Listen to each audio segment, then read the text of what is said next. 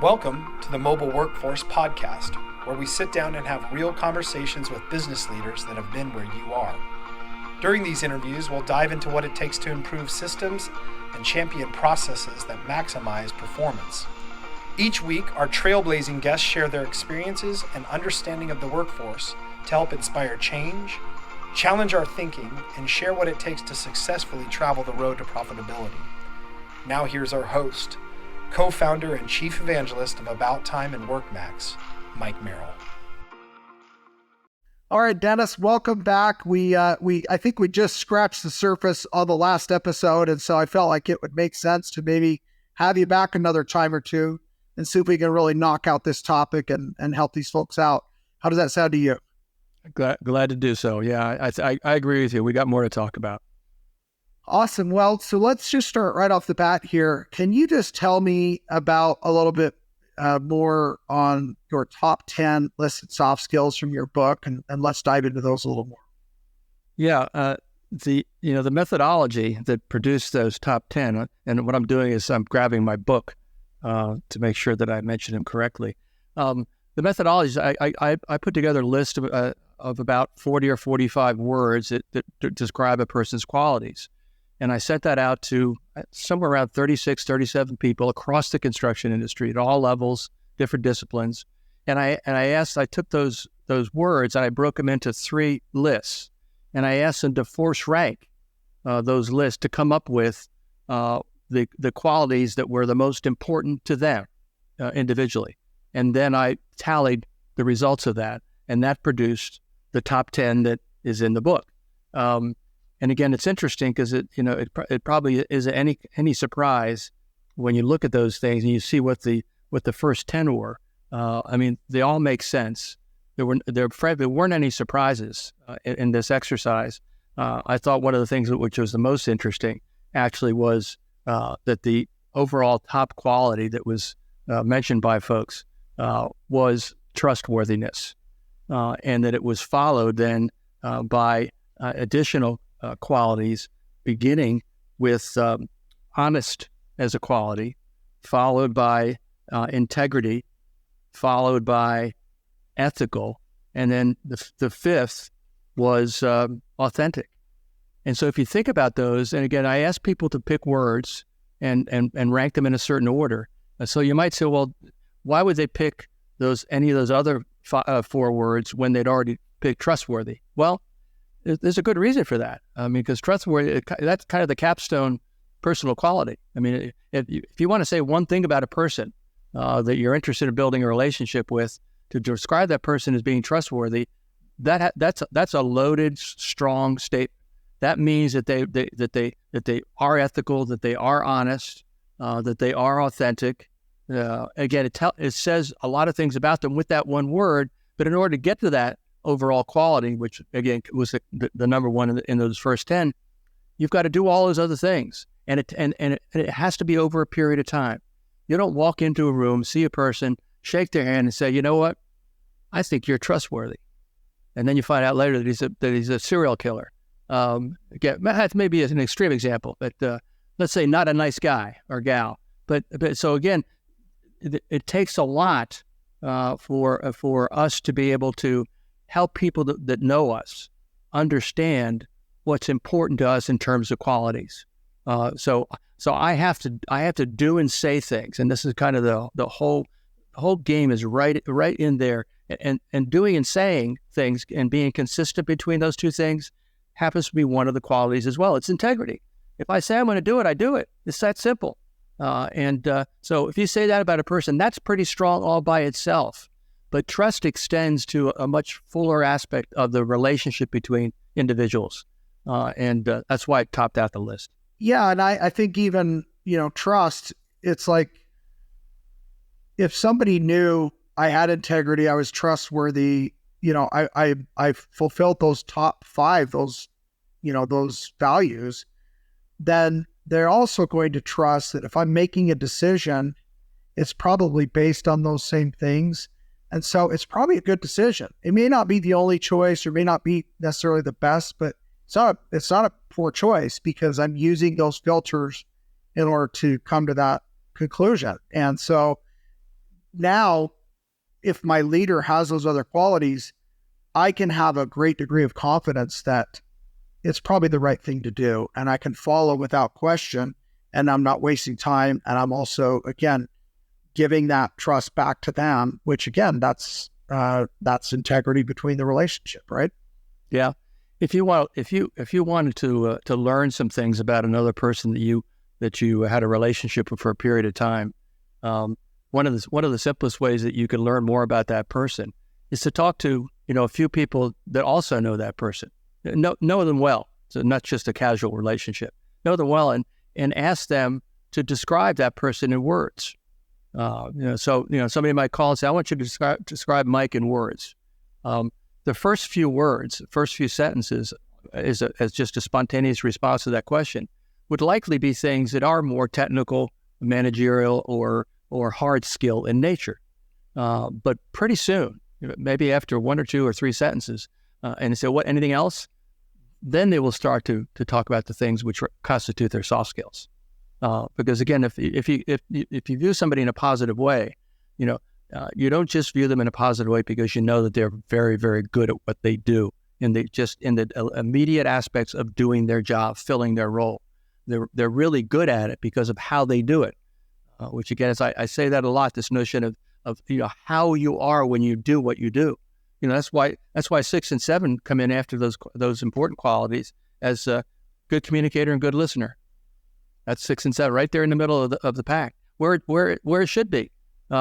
And so again, as you get to know yourself, one of the most important opportunities using this kind of a framework, some words that people thought were very important to the point where they got ranked in this particular order, is to look at those words and ask yourself the question: what do those words mean to me?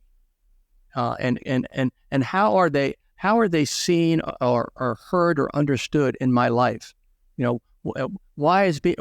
So what about trustworthy? What is it meant to me? And just to kind of evaluate it for yourself. Again, these are all good things. I mean, these are not the list of your top weaknesses.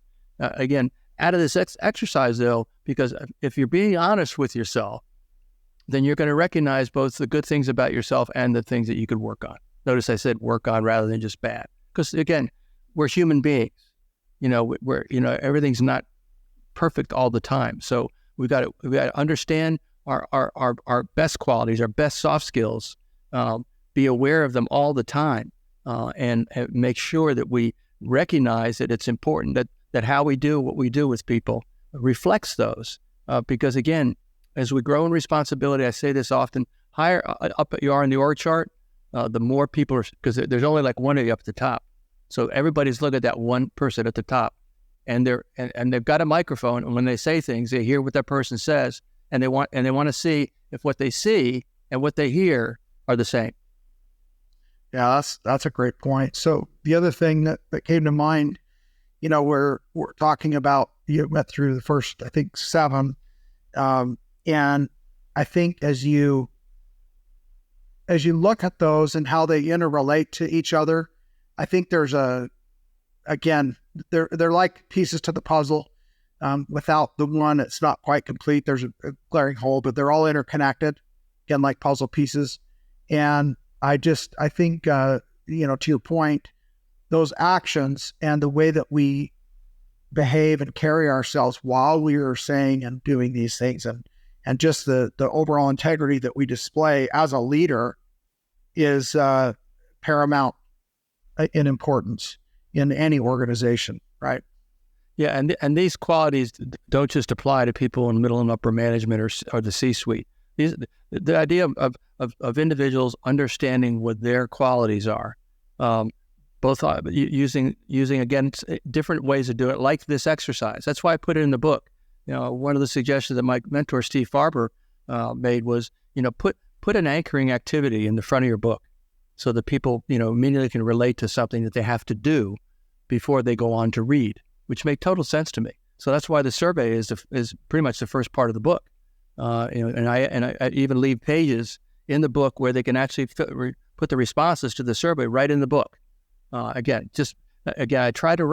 made this book conversational, and I made it as practical as I could, using, language and examples and verbiage that people could have an opportunity to understand and do something with. I want to thank our sponsor, Foundation Software.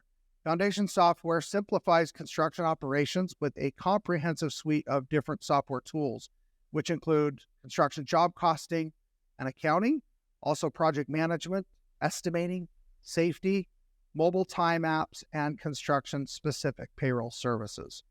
With a singular focus on construction since 1985, Foundation continues to enhance its product offerings. Over the years, they've introduced a construction-specific payroll processing service, including trade-specific estimating solutions known as McCormick Systems and also Estimating Edge. They also have a collection of field-to-office apps called HQ Suite that includes both popular Safety HQ and Project HQ add-ons that integrate with Foundation, and most recently introduced WorkMax time tracking, in addition to its best-class product offerings. Foundation Software is known as an industry leader in training, ongoing support, and programs that help clients continue to educate and grow. They are a partner that's committed to helping contractors on the business side of construction. For more information, call 1-800-246-0800 or email at info@foundationsoft.com or click the link below in the episode description.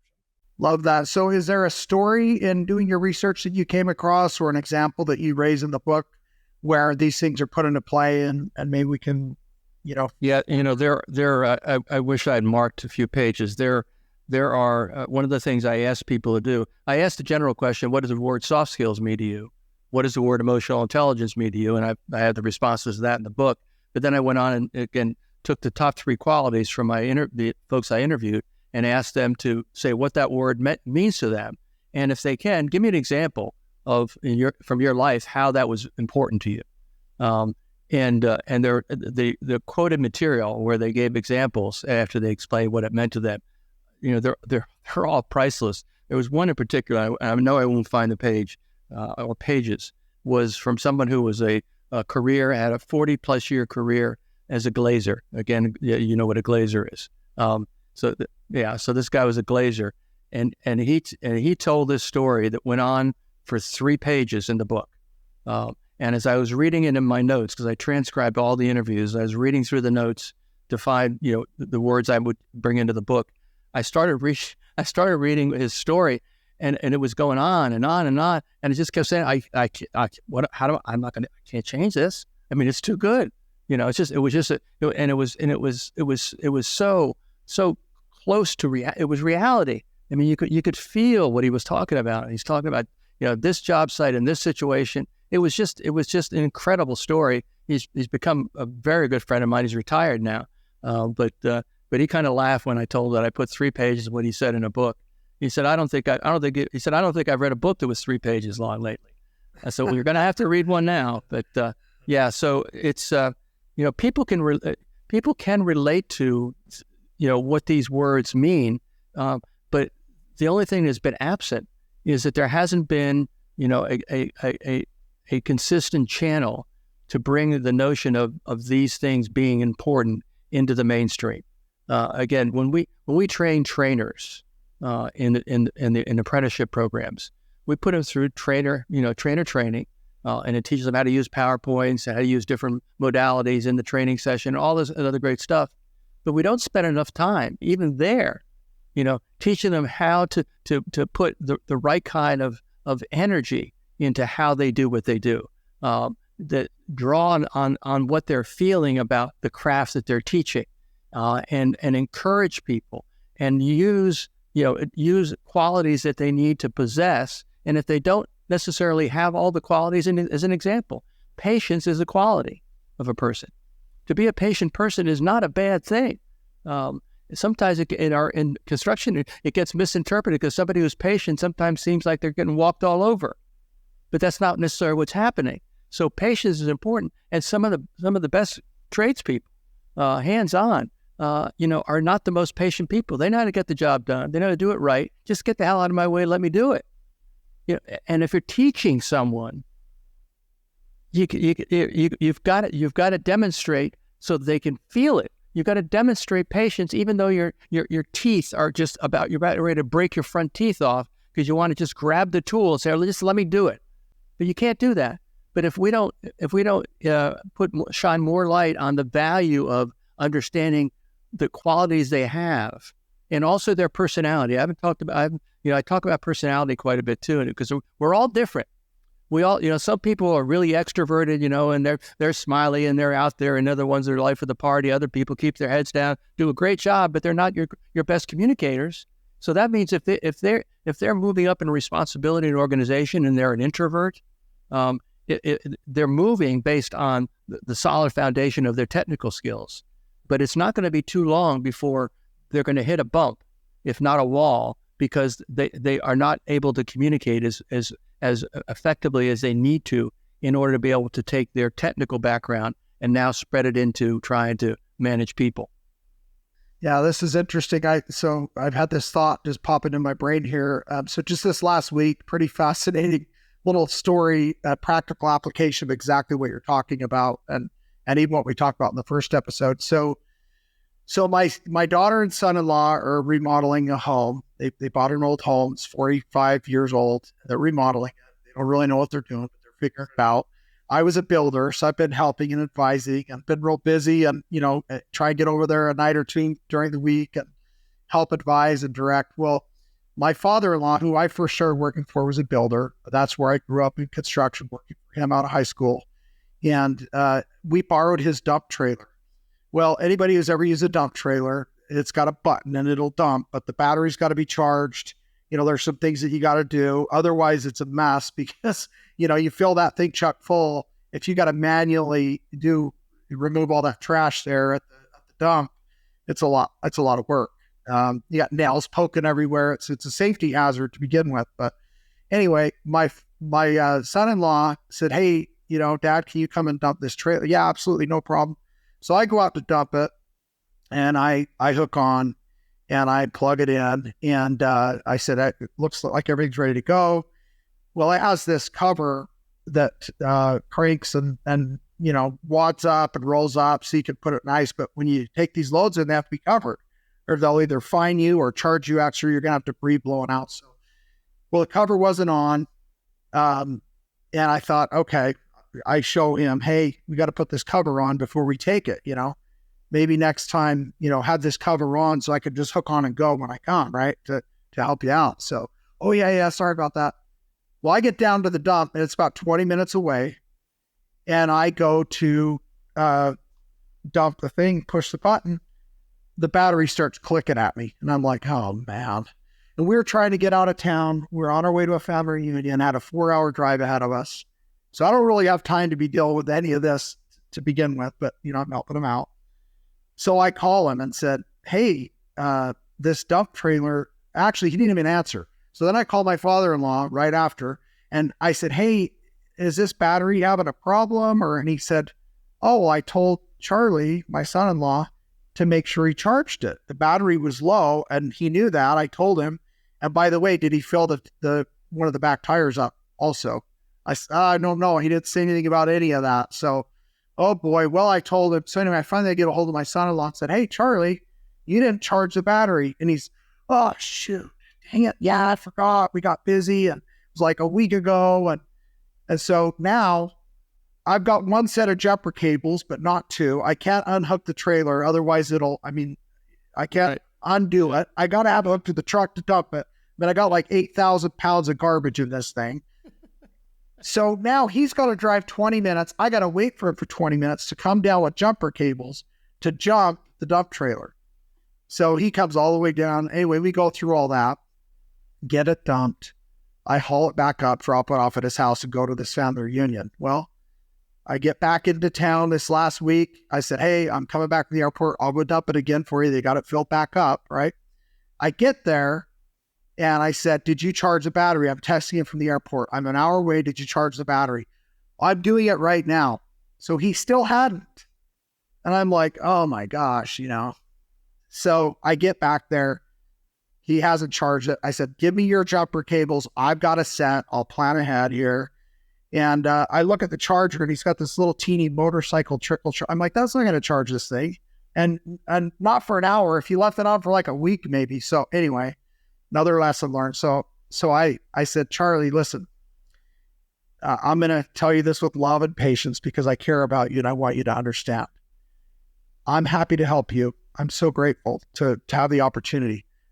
Your grandfather-in-law, my father-in-law, is happy to let us use his trailer, but we didn't charge it before. You still haven't charged it.